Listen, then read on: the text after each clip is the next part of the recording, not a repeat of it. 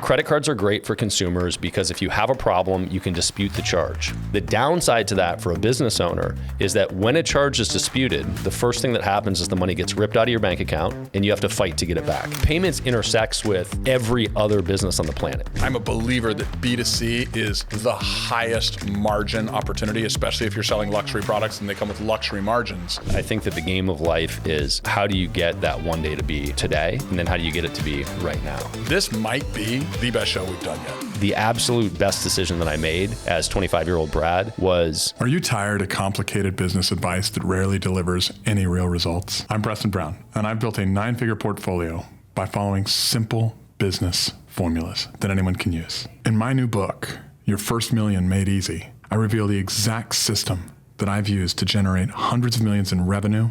And it's frankly a system that works in any industry, with any business, and yes, in any market. The good news, it's not about hustle. It's not about running or working or struggling. And what it is about, creating money instead of just earning it. Because earning money is slavery, while creating is freedom. It's about stopping the cycle of managing by crisis and building a business that doesn't depend on you. Transforming your business from a high-paying job to an asset that generates money even when you're not there. Whether you're a startup or an established company, this formula will transform your business into a profit-driven machine that gives you the time and freedom to focus on what truly matters. Grab your first million made easy now, and let's start the journey of financial freedom together. I look forward to being a part of your story.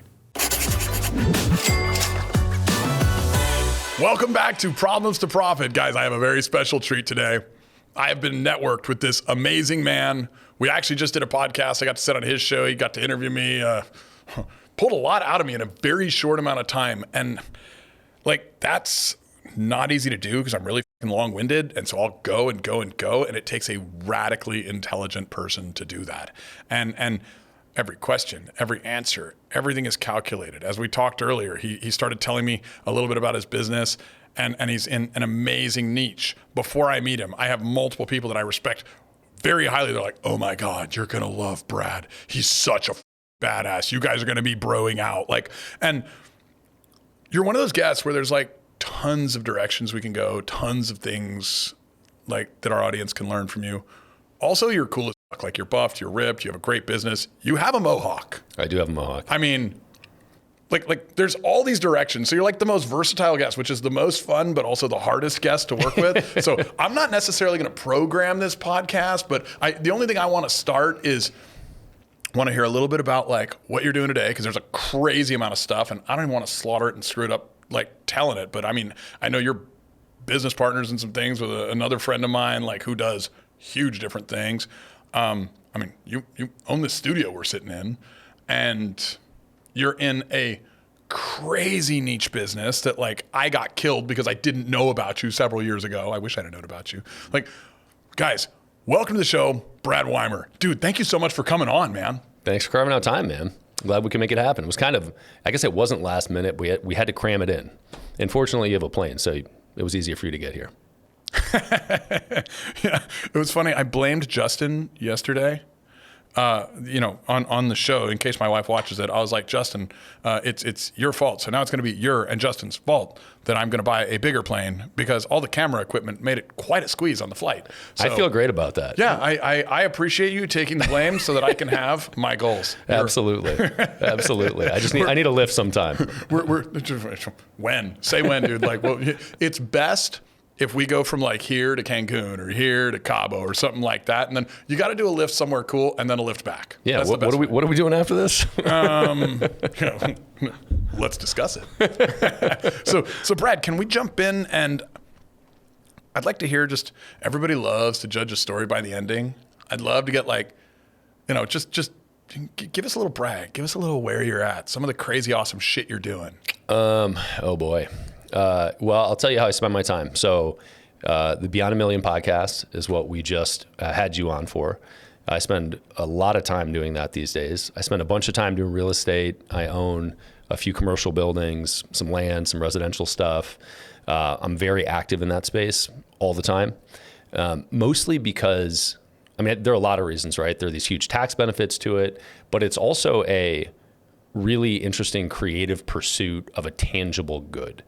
And I love being able to design tangible things. It's just real. There's something very satisfying about hard assets that can't go anywhere. And then the other chapter of my life is Easy Pay Direct. And so Easy Pay Direct is a credit card processing company. We have about 30 people on the team, full-time development team in-house.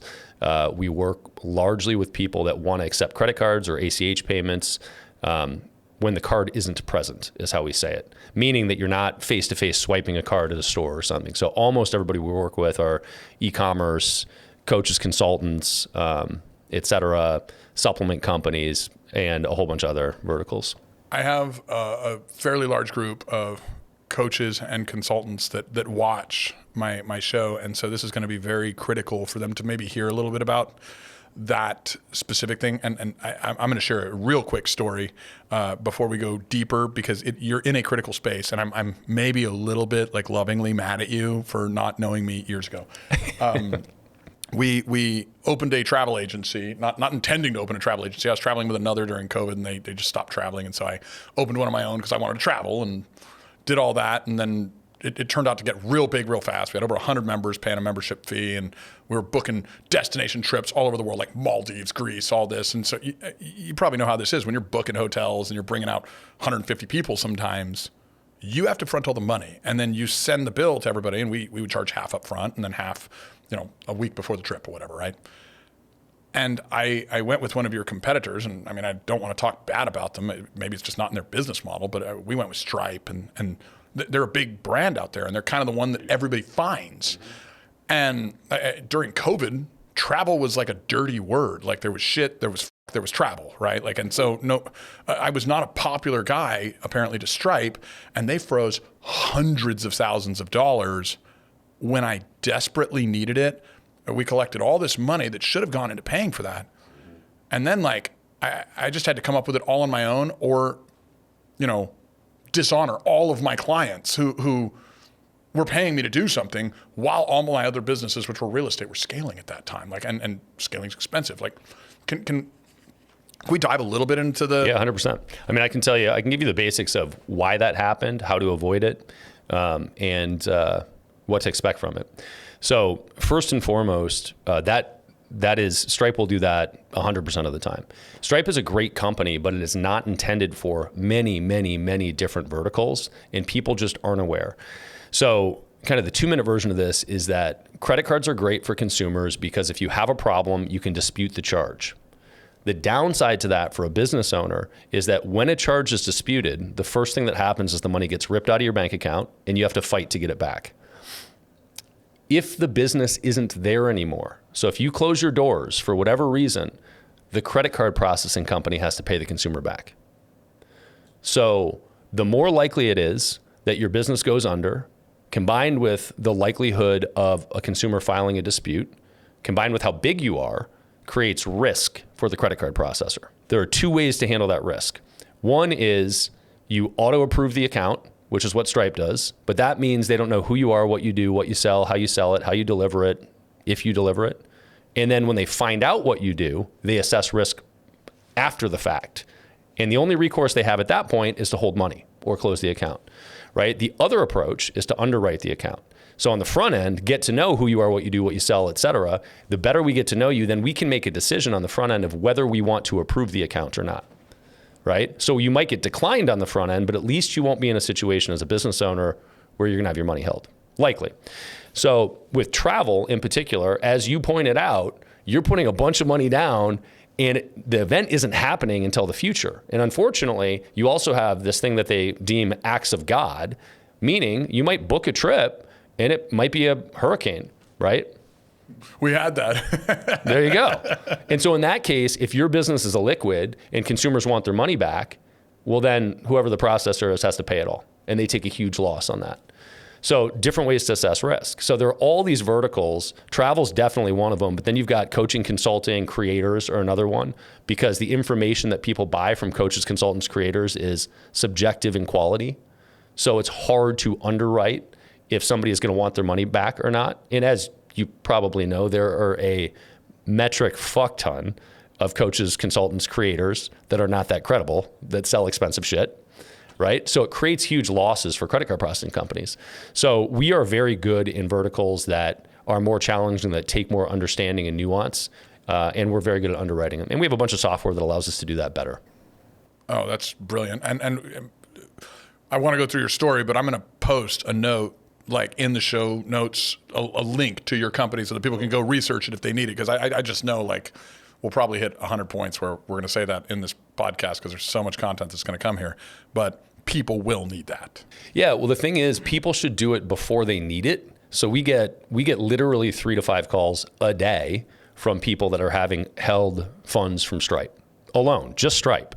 So we get a few hundred applications a month and 3 to 5 a day just from Stripe issues. And again, it's not that Stripe's... Do you pay them a marketing fee? Right? It's not that Stripe's a bad company. It's just they're not tooled, and they don't want to be, to handle this specific vertical, but they end up with a whole bunch of people signing up because they've got a lot of press and developers really like building with them. So it's important. I bring that up because we're very good at handling it when it's a big issue, when you're in crisis, but it's a lot easier to handle it if you don't wait until they hold money or close the account. That sounds like a lot of things in business. Yeah. All right. So anyway, I was like, hey, tell me your story. And then you said something good. And I was like, wait, stop. Let's stay here for a minute. So please continue, man. Like, so you're doing a bunch of epic things. You've got, obviously, 3 a day just from Stripe. It's a pretty big company. Yeah, we're having fun. I mean, right now, what's interesting about payments in general is, I think on the surface, when you start a sentence that way, a lot of people just shut off and they're like, nothing is interesting about payments. It's just sort of a dry finance world. But payments intersects with every other business on the planet, right? You can't operate if you can't accept payments in basically every business model on the planet. So there are all these different areas of payments, and they're all changing radically right now. So fintech became a category in the last 10 years because technology companies recognized the money involved in the financial markets and started to integrate that stuff and figure out how can we transform the financial space to make more money. So, our development team is focused on sort of future-facing stuff all the time, which is better experience, better interface, integrating crypto, what the rails of crypto look like for the future. Is that a payment mechanism that's actually going to be commerce, or is it just stored value? How does all of that work? Oh my gosh, I literally just had ideas that we're going to talk about offline for my own business. Even better. On payments that I think we might be able to work on. So I love the story from kind of the ending. So you've built this giant payment processing company, and 3 a day is not small. Like that 3 a day just with the problems. So that's not the leads a day. Right. That's just the leads that have a very high level of need that are probably in many cases easy conversions. Yeah, and those aren't leads. Those are applications. So those are the people that actually are signing up with us because they've had an issue. Mm-hmm. And all of these are reoccurring revenue type accounts. So it's not like you get a customer and it's a one-time pay. This is a customer that is going to continue. This is a nurtured relationship. This is a long-time thing. Like, it's like owning a string of ATM machines, it sounds like. Yeah, very much. And actually, a lot of people that own payment companies also have an ATM branch. And some people just do ATMs, but it's not uncommon to find payment processors that have like an ATM branch as well. Oh, how cool. Okay, so we know you're a badass. We know you're a baller. We know you're, the Mohawk told me badass when we first started. I was like, bromance right here, dude. Like, that's the coolest. My son, every time we get a haircut, he's like, Dad, I want a Mohawk. And I get it for him every time. And he's like beautiful. The coolest kid in school. And one day, I haven't had the courage to get it with him, but you're giving me a little inspiration.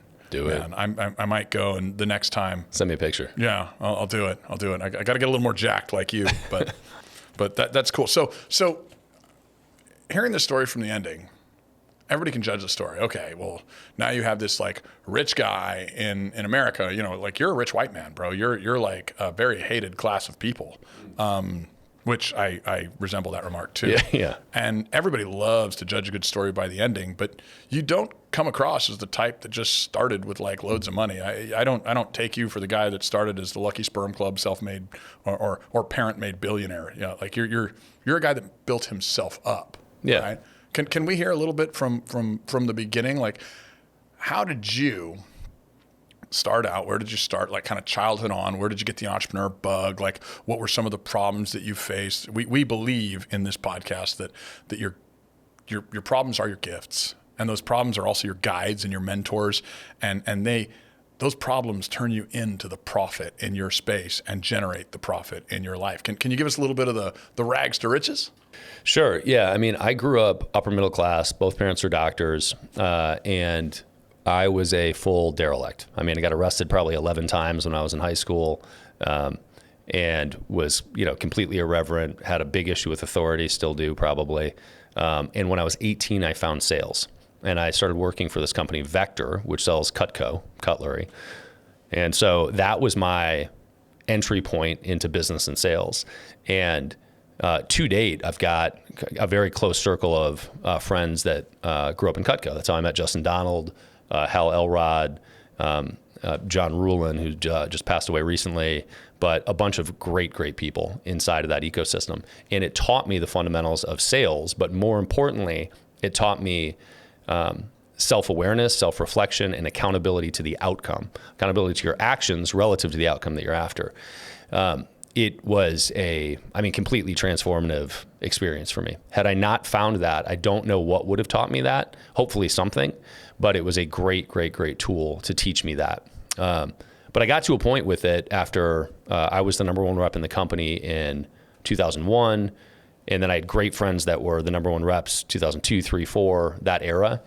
And we're all doing sort of interesting things now. But it was pretty clear to me, like, I'm not going to sell knives my whole life. And Can I pause you? Yeah, yeah. This is good, but I want to pause here because I want to come back to here. Mm-hmm. But we skip to the juicy part. Okay. I was the derelict. I was in and out of jail. I had a problem with authority. There's this common theme that I'm seeing with amazing human beings, which you absolutely hit the category of, and they all started somewhere shitty. There was some decision moment, and it might have been a jail cell, or it could have been a divorce, or it could have been a death in the family, or it could have been something else where they made a fucking decision and everything changed. Yeah. And if you don't mind, I would love hitting some of those pieces that we see, because man, there's people watching right now that are living that stage. Yeah. That may not have the option of Cutco, but something else can come up. Where was that decision? Where was that? Give us some of that pain story and what came out of it. Yeah, I mean, I feel tremendously grateful to have grown up with in the situation I did with supportive parents that got me out of trouble, and I have great sympathy for underprivileged kids that followed the same path that I did, but got stuck in a up system, and it was very hard for them to get out if they ever got out. So I think that the underprivileged group in our country in particular needs a lot of attention to get help to get out of that system, because you can make one mistake and be the wrong color, in the wrong neighborhood, with the wrong background, and be by the legal system for life. So I feel very grateful that I had 11 strikes in my youth and still was able to do that. Yeah, you had a great prospect for jobs after that, huh? Well, I mean, I was a single white man. So I didn't have a great prospect for jobs with the record, but I wasn't totally discounted, and in some areas you would be. So the sales, I was smoking weed all the time. The arrests were nothing malicious. It was, drugs, alcohol, I think vandalism was one. It was spray painting a wall when I was a kid. You were an artist. I was an artist. A DUI. It was all just reckless. But the cop was probably profiling everyone on that sidewalk, huh? It was all probably just reckless behavior.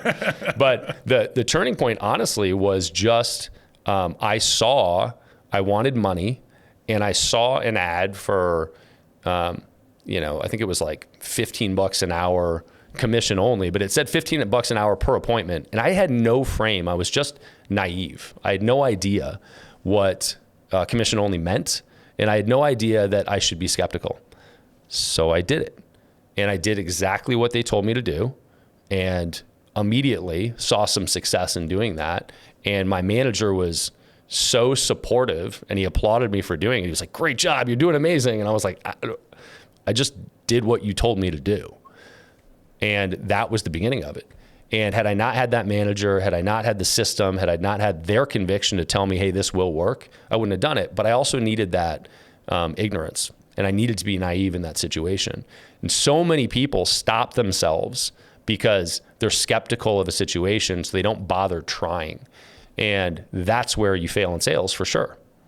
So the sales mechanism was the beginning for me. It was like, oh shit, I can just do more and I'll make more.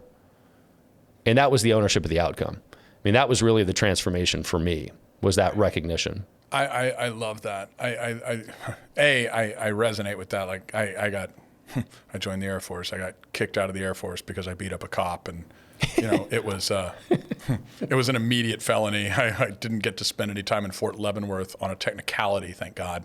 But I got to look at the job prospects when I was going to school, and I realized, oh shit, like I'm either a waiter or I'm maybe a roofer, a contractor. These are the places that felons go, or I can go take a risk and be an entrepreneur. And it forced sales. And I'll tell you, I think sales saved my life too. Like, I mean, the most important thing about selling is you can start selling yourself on maybe who you can be. And it was, so I love where we're going, and I love what you're giving. And thank you, by the way, for your authenticity, because it's so many people need to hear this. And so many parents out there need to know that let your kids go sell something. Yeah. Like, let them take the risk. Let them fall on their ass. Let them do that. Otherwise, they're going to fall on their ass, and they're going to have a little more trouble on the way there. So thank you, bro. Yeah, I mean, that's probably a good lesson in business, too. I think it's really easy to step in and prevent your staff from making mistakes and not learning their own lesson. And so I'm told. And I think that also stunts the growth of your staff and ultimately stunts the growth of your company and keeps you as the bottleneck in the company. If your name was Mike, I would drop you right now. Because I mean, we could almost end the podcast right here on the value we've given. I don't want to. Like, God, we're going to keep going. But yes, I mean, 100%, that's gold. That's absolute fucking gold.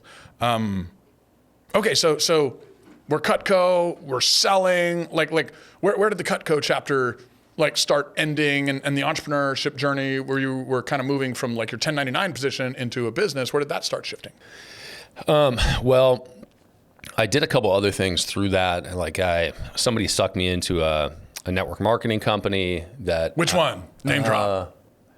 It was called U.S. Health Advisors. And actually this guy, Pete Vargas, who was another old Cutco person. I know Pete. Yeah. So I'm still friends with Pete today, and Pete's doing great things today. Great guy. But he pulled me into U.S. Health Advisors.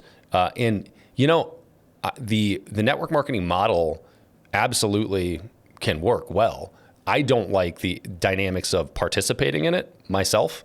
But I have many friends that have either started network marketing companies and built them to great success, or participated in and made millions of dollars a year doing it. I just don't like the social dynamics of it, really. But played with that a little bit, did not do well, went back to Cutco, and then I built this list of criteria of things that was important in the next venture, because it was clear to me that the game was resetting every year with Cutco. And it was very transactional. You're selling and taking a commission, and it's totally dependent on your behavior and activities. So the list of criteria was stuff like no cap on income, location independent, recession resistant, residual by nature, tech focused, B2B, and the ability to make a lot of money fast.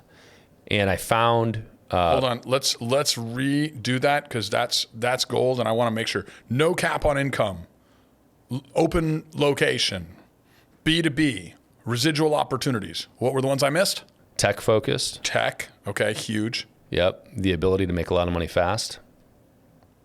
Awesome. Yep, and payments, it is very, very hard to make a lot of money fast in payments. Payments is a slow build because you are literally taking pennies, per transaction. And interestingly enough, Pete Vargas also introduced me to the first payments company that I was a part of. So he introduced me to payments as a concept. I met the owner of this payments company in Phoenix, and he showed me how the industry worked. I became a 1099 for him. And while I was doing that, and I had no intention at that point of starting anything. I just knew I was good at sales, right? So I was just going to sell in payments. And I should say, by the way, that the best thing on that list, the absolute best decision that I made as 25-year-old Brad was to be in B2B. And the reason for that is that I knew when I got out of Cutco, I had been selling to Mrs. Jones the whole time, B2C, right? I'm selling to consumers. And at the end of that journey, the only asset I had was my sales skills. But I had no list, I had no relationships, I had no network. And it occurred to me at that age, actually because my friend John Rulin had been selling to companies instead of individuals in Cutco, so he was selling corporate gift programs, that he had all these relationships with entrepreneurs. And I was like, damn, that's amazing, because when you shift gears or something happens in your life, it is your relationships that allow the next chapter to happen. It is your relationships that support you through that stuff. So B2B was the best decision that I could have possibly made. And today, I mean, I think that I'm in a different place, but throughout my entire journey coming up through payments, it occurred to me that if everything goes sideways at any point in time, worst case scenario, I can go work as the CEO of somebody else, of like a buddy's company for several $100,000 a year or $1 million a year. And really realistic scenario, I would just start another company with one of them. So this is gold, and I want to pause again because I'm in a lot of B2C companies. I am a lover of B2C. I'm a believer that B2C is the highest margin opportunity, especially if you're selling luxury products and they come with luxury margins. And so you're giving me like a new piece. I'm in some B2B businesses, but they are a little margin squeezed because business people they're still consumers, but they're I don't want to say smarter, market driven and get sold quite the same way that a consumer would. Like B2B, it's very rare to sell the Rolex or the Coach purse, right? You're selling a product, you have a more stationary margin, like in the payments, it is pennies. But I loved what you said on the relationships and the scalability, and it is much harder to develop a large volume B2C company. Can we stay on this a little bit and kind of dissect the B2B? Yeah, totally. Well, so you have a framework of the 7 stages of an entrepreneur that people can dig into and look at your work and check that out further if they haven't. I think that if you're assessing what types of businesses to be in, the rationale of B2B for me was relevant to a specific stage of my journey. So as a young entrepreneur, when I'm coming up, it was a really, really valuable tool because it allowed me to build a network. It doesn't mean it's the only way to build a network, but it did it by default. So like one of the benefits to owning the real estate underneath your business that you operate in, or owning your home, is in a lot of capacities, it's a forced retirement account, right? As long as you don't do something really dumb, by default, you're going to have equity in that thing later, and it's going to be worth something later. And I think the same thing is true of building a business that's in B2B. Is as long as you come up and you build the business, you make revenue, you figure out entrepreneurship, you are by default building a network of other entrepreneurs around you that can support you. It is a part of the game necessarily. So I don't think that it's like if I were to assess a business today, I don't know that B2B would be part of the criteria for me at all. But it was really valuable to have it be early on in the journey. Wow, that is so fascinating. We could build an entire masterclass on this. And it's not something I've never thought of, but I've never framed it that way in my head.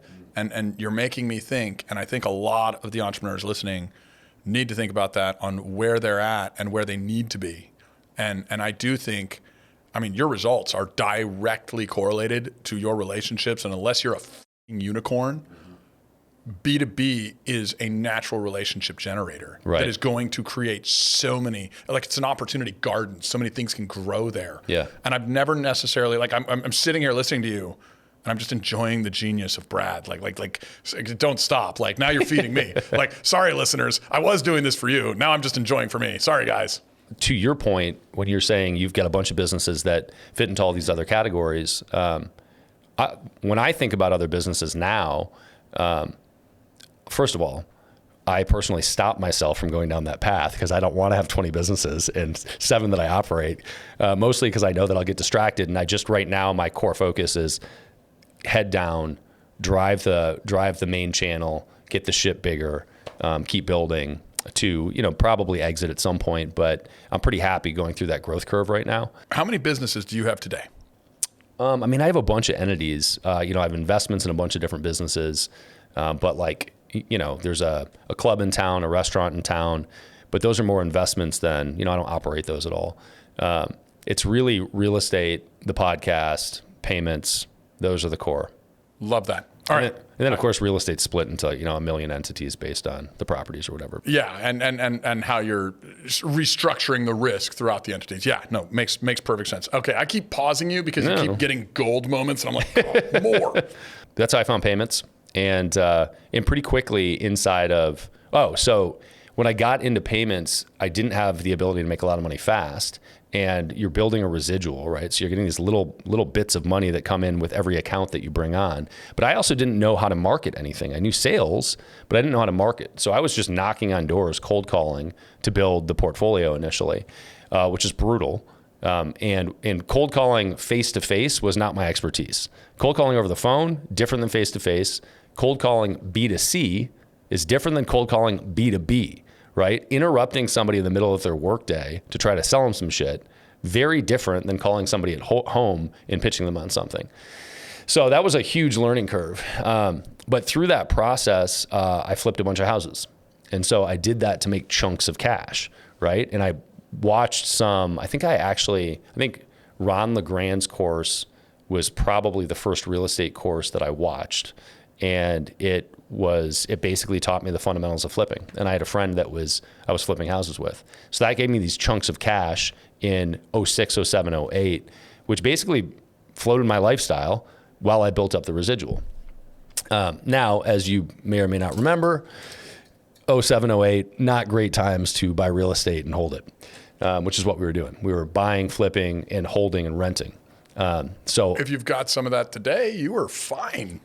Well, depending on where you buy it. And these particular properties were in Indianapolis, and Indianapolis is not a high growth market, specifically the areas that I had them in. So I got to a point with those where, I had one property in particular we had a $250,000 loan on it, which you could get loans in an instant at that point. And it probably ended up after the market crash being worth $60,000 and in not a great area. So it would take a very long time to get back there. And I don't even know if it did. Probably did today. But in the meantime, I was so leveraged on these things that I had pulled a bunch of cash out, but I was either break even or bleeding on them when they were vacant. So I was making a tiny bit of money when somebody was in them. And then I was bleeding when they were vacant. And I was probably losing $30,000 a year on this portfolio, this little portfolio of properties, 5 properties. And when I did the math on it, like 5 years would pass and I'm losing all this money. And I was like, shit, if I hold these another 5 years, I'm still gonna have this vacancy problem, still gonna have repairs I'm gonna have to do. And I don't think the value is gonna be much higher in 5 years. And I will have lost all this money. Why don't I just write a check to get out of the properties? And I couldn't foreclose because I had other assets. So I ended up taking out I want to say I took out a $250,000 loan from a local bank in Austin in 2014, and then paid that off over the course of the first year, and in order to get rid of the properties. So $250,000 loan so that I could sell the properties, and I wrote a check at closing, and then I had this thing that I had to pay for. And the silver lining there is that I looked at that in retrospect, I looked at it as 1, education, and 2, a loan to start Easy Pay Direct, because I needed that chunk of cash in order to get Easy Pay Direct off the ground. Let's pause there. You said something that I think is so critical, and I looked at that as like, I had a mentor one time and he said, do you know the difference between perception and perspective? And I was like, no. And he said, well, perception is seeing what is, and perspective is the filter you place on it. So like racism or some other dumb thought like that is just a perspective, right? Like you're putting a filter over your thought. And that's a bad filter, right?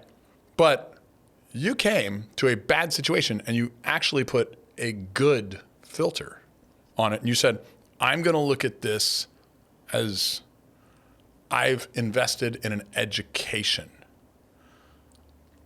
You bought a college degree. Yeah. But the way you looked at it, like how did you get to, I'm going to look at that this way? How did you get there? Because I mean, so many people, like they get into this problem state, and if they just looked at it differently and worked in that angle, they would get out. But if they don't, if they just see it as the perception and they don't apply a positive perspective, they actually stay in hell. Yeah. Like, what was it that was like this underwriting moment or epiphany or download, whatever the call it, who cares, that hit you? What shifted that? Yeah, I think that, there's this expression, one day we're going to laugh at that. And I think that the game of life is, how do you get that one day to be today? And then how do you get it to be right now? And the more you can compress those things, the easier you can move through the challenges of life. But if the challenges of life cause you to ruminate on them for long periods of time, you typically don't learn from them. And so the faster you can get to the point of levity and saying, yeah, this shit happened, and what do I do about it? And go to problem solving mode instead of problem rumination, the more you're going to get done in life.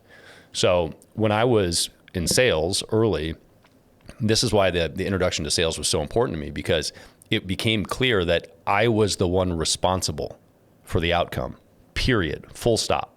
I was the one responsible. And if I am the one responsible, I should be doing everything I can to put myself in the best position possible.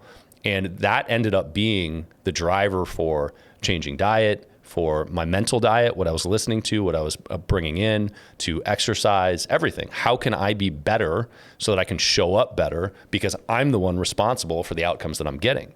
And ultimately, there were tons of things, but Tony Robbins was a huge part of it. I got, there's a path to how I got here, but I got Personal Power 2 on CDs in 2000, and I was driving to all my appointments. And so I listened to Tony Robbins, and it's interesting because Tony now, when you hear him now, you hear him unfiltered.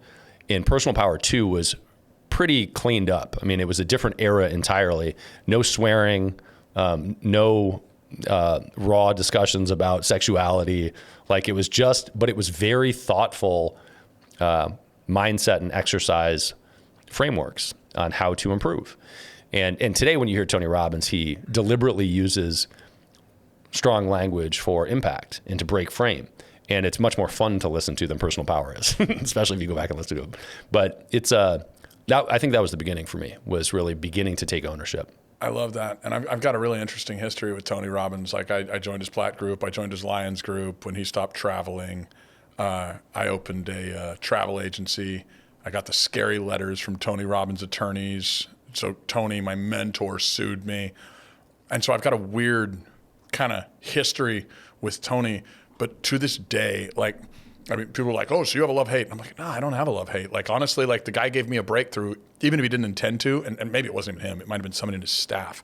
But I still refer people. You need to go to his UPW. You need to go with his Date with Destiny. The guy has helped so many people. Yeah. Now, maybe in hindsight, don't open a competing firm if you want to avoid a crazy fucking lawsuit. But I've listened to Personal Power, and it was so good. Like, I prefer the F-bomb, Tony. Me too. But I got so much out of that as well. And I will say that I will personally endorse a guy that has sued me because of how amazing that is. I love hearing that. I hear that in so many people. So many great people have had a seed from Tony. Yeah. Yeah. Well, I think that, so we are, Easy Pay Direct is probably the largest payment provider for coaches, consultants, creators. And Tony, we've done a bunch of product launches for Tony Robbins. A lot of people reasonably have skepticism of gurus out there. Tony did a Netflix special called I Am Not Your Guru. It was great branding for that. But there's good reason to be skeptical of those people that are out there promoting personal development, life coaching, and I'm going to teach you. And there's good reason. There's many good reasons. But what you can't dispute is somebody that has been doing it for 40 years and still fills rooms of tens of thousands of people. Well, and he's living it. 100%. And he's got a bunch of businesses, and he's worth a shit ton of money. And he looks good. Like, at his age, I've got my own disagreements with some of the things he says, but sure. I didn't used to. He came out with his Netflix special, and I was like, I watched it, but I must not have listened because I totally guru'd him. Yeah. And so when he sued me, it was a complete betrayal. But I have so much respect for the guy, even though I have disagreements on certain things, obviously, because he's living it. Like the guy's like what? Like he's approaching 70 or some shit, and he still looks great. Looks great. Yeah. Yeah. I mean, he's living it. He seems to have a good marriage. He seems to have like great businesses. Like, and you get in these conversations with amazing people, and there's oftentimes, not always, but oftentimes, a common theme of Tony was a seed. Well, that's my point, right? Is people are people, and it's very hard to tell what's going on in somebody's personal life behind the scenes. But you cannot operate publicly in the public eye for 40 years and get that kind of positive press behind you unless you're doing something right. Yeah, well, I mean, I just gave the guy positive press and he litigated against me. So, That's right. I mean, you got to be doing something okay. Yeah, Tony, you're a dick. And thank you, Yep. So that's sorry, another fun pause. That's great. You just have a unique identity. And I love identity. Like identity is one of my favorite things to dissect, if you want. I've decided that I'm no longer going to pronounce it that way, and moving forward, I'm going to pronounce it identity. So let's drive into identity. You come from doctor parents, like wildly successful parents, at least in that age and stage. And you're rebellious. I mean, I'll go upper middle class. I don't know about wildly successful, but upper middle class, they're doctors. Even if they weren't like rich. Yeah. I dated a doctor like before I met my amazing wife, and it was amazing the clout she had because of the DR in front of her name. Yeah. Well, I'll also tell you that that era of people, it was go to college, get a good job, right? And that was the roadmap. And that roadmap worked then.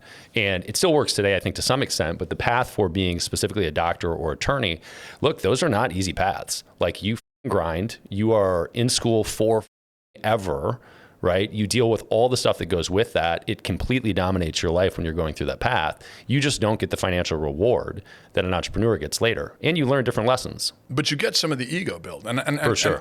And where I'm linking things right now, to use a Tony word, linking,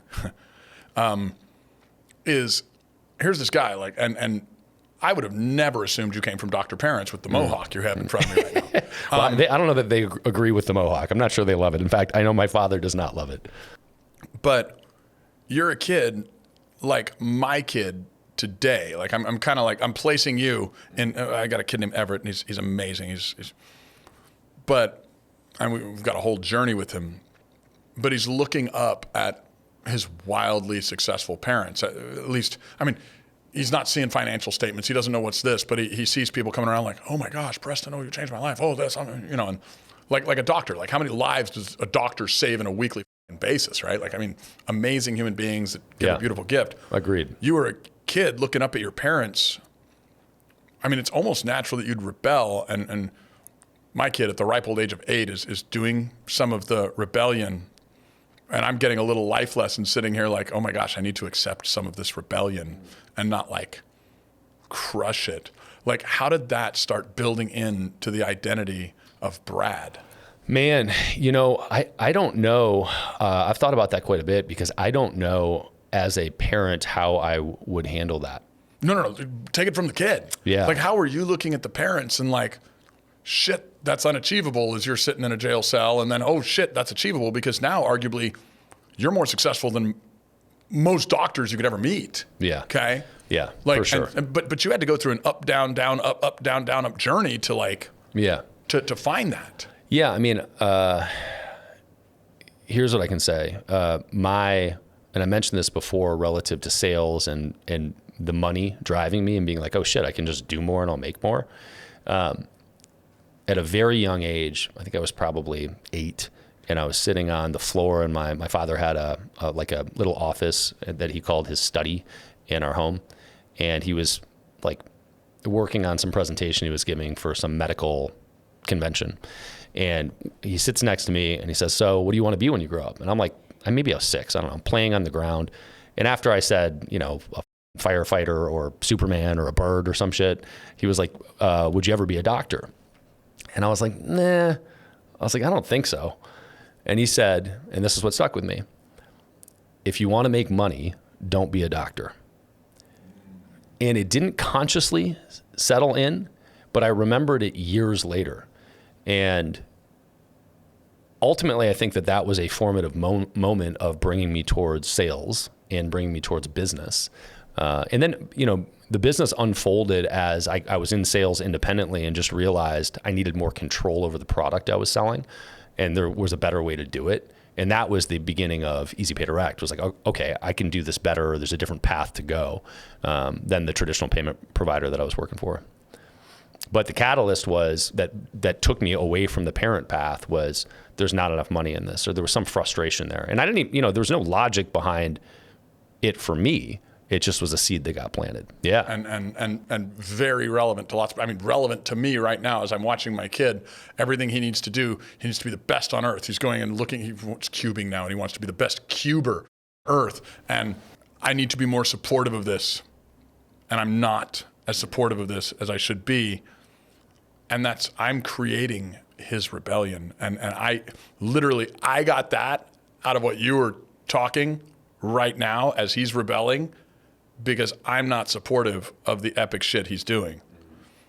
Brad, I didn't know we were going to be doing a therapy session. I thought we were going to be doing a podcast, and it's all therapy. Now it's live for the world. That's so cool. It's all therapy.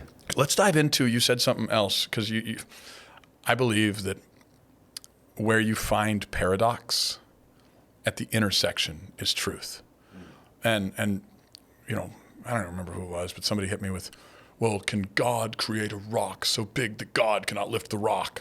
And I was like, oh, yes and no. And if God is God, he could make himself so small, or he could make the rock so big.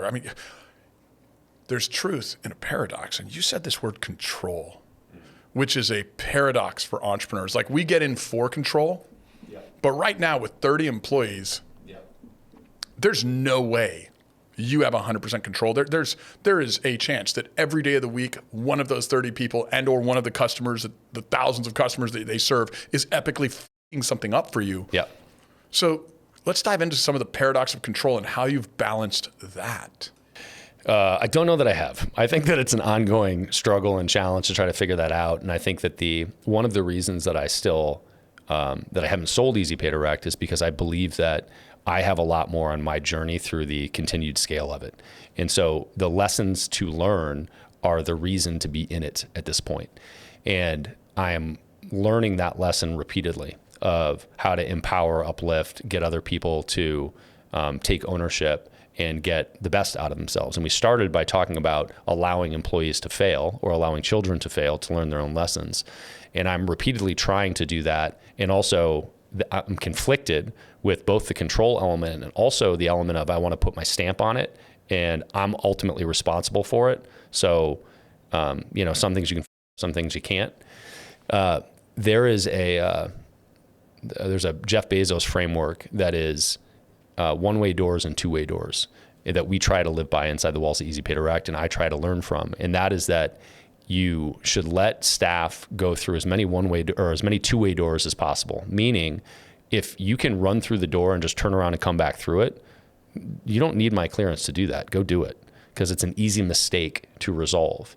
If it's a one-way door and you're going to open that door and it's going to lock behind you and it's going to be a bitch to undo that mistake, we should probably premeditate that action a little bit further.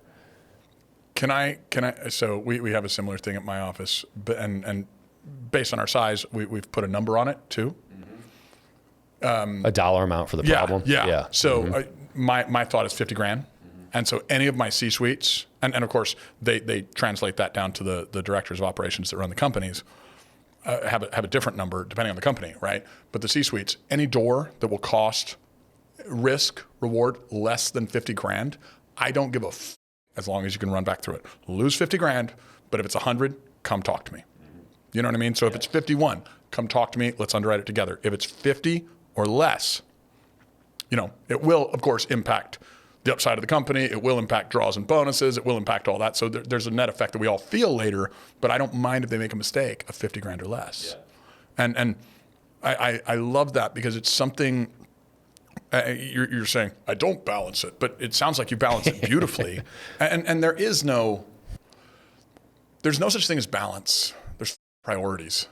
And Like everybody's like looking, a common question that I get with like entrepreneurs and people is like, well, what about work-life balance? I'm like, work-life balance, like go with priorities. Like that's what you need. And dude, you are dropping some bombs. Like that piece of let them go through the two-way doors, within a comfort zone of finance is so critical. And if I've said this already probably twice, if people got nothing else but that, like honestly, like you guys should probably rewind the show like right now and listen to it again. And then we'll have more shit coming. So anyway, continue. Like this is so good. Well, I think, like I said, I mean, this is a learning lesson for me repeatedly, and I see myself getting in my own way on this all the time. So I'm consistently trying to navigate the best path for that. And there are the contrary examples of these, massive leaders in the world, like Elon Musk and Steve Jobs, that are notorious for getting very involved in the problems and dictating the ultimate path that they're going and consistently being present during that. And so I'm consistently trying to reconcile that. The other thing, you mentioned control, and the control is the wrong word. It's influence is the right word.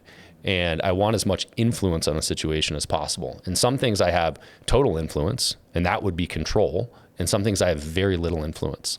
But I believe one of the few absolutes in life is that you always have influence, always. And sometimes it feels like nothing, but it's not. And sometimes it's everything, and it's very clear.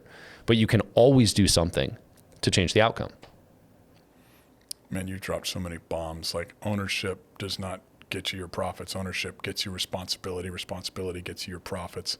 Influence. I mean, we were talking about right before the show, like how much we think about like death, right? Which I think is a common thought when we're in this. You've had some success, you've done well, and you have this finite life. Then you go mention Elon Musk and all these guys. And I told you something. I said, I'm not scared of death. Like I don't fucking care. Like if I die, the only thing I worry about is like losing the love that I'm really enjoying the experience of for my kids and wife. And I feel like I found the path to immortality, and it links to what you said. If you want to be immortal, like we're not going to be immortal. We're not going to live forever. But we have great men, whether you love them or hate them, right now that I think are doing something amazing for men on this planet, and love them or hate them. Elon Musk, Donald Trump, all these crazy masculine dudes that are at the fucking top of the top right now, they're more than men. They've become an idea. And that idea is inspiring people. And if we're not human beings that sometimes have a spiritual experience, but rather spiritual beings that are having this human experience, and we can find a way to become an idea. And what you're dropping right now, Brad, is you're dropping all these ideas that you have become in your identity. Like you've bought into them, and it's gold because people need to hear it. They need to hear about the ideas because the ideas are what they get to become. Like that's where, like, with the faith of mustard seeds, you can move mountains. Like, what's that faith? What's that idea? Like, bro, like you are giving, like, this might be like the best show we've done yet. Yeah. I'm so excited to go rewatch this myself. You're too nice, man. keep going, man. Like, I mean, I'm loving it. Like, so let's dive into the identity and the I am, because like you're a cool cat. You're not like the typical guy that I meet that's successful. Like, I mean, when I looked at your picture, I was like, he's got a mohawk. and like, we prejudge, we perspect. Like, I mean, I didn't judge you for the mohawk, but my first thought is like the words out of my grandfather's mouth about mohawks, right? Which I let my kid get. And I'm like, but he's really successful. He knows all the people I know. And like, and I had to get over this with tattoos. Yeah.